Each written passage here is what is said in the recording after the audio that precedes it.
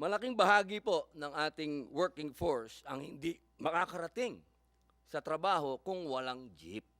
Malaking bahagi ng mga estudyante ang hindi makakapasok sa eskwela kung walang jeep. Mapipilay ang ating mga pamayanan kung walang PUV drivers, kung walang jeep sa ating mga kalsada. Nadarama po ito sa tuwing magkakaroon ng strike ang ating mga PU drivers heroes.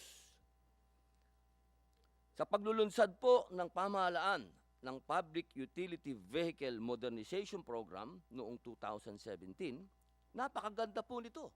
Layo nitong isaayos, rebisahin, pagandahin at bigyang solusyon ang mga hamong hinaharap ng ating mga jeepney drivers. Ang ganda po ng batas para po sa mga jeepney drivers. At alam niyo po, kapag sinabi natin na para sa mga jeepney drivers, kasama po dyan yung pasahero. Ibig sabihin, pag sumakay po ngayon yung mga pasahero, komportable na po sila. Napakaganda po. Ngunit, sa panahon po na tila mas marami ang dumadaing, umaaray sa isinusulong na programa po ng ating pamahalaan. Hindi po tayo maaring magbingi-bingihan bilang tayo po ay mga public official, tayo po ay nag-oath na pangangalagaan po natin ng ating bayan, na taong bayan, kailangan po nating pakinggan ang ating mga bayaning jeepney drivers. Narito po tayo ngayon, umaga upang makinig po sa mga bawat panig na inimbitahan po ng komite. Ito po ay napakagandang pagkakataon upang mabusisi po natin ang mga implikasyon ng pagpapatupad ng programang ito.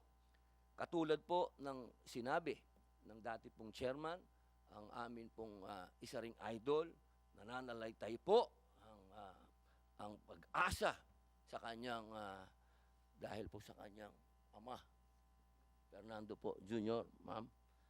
Napakaganda po nung sinabi niya, hindi po kami kontra sa modernization. Walang taga-gobyerno ang kontra sa modernization.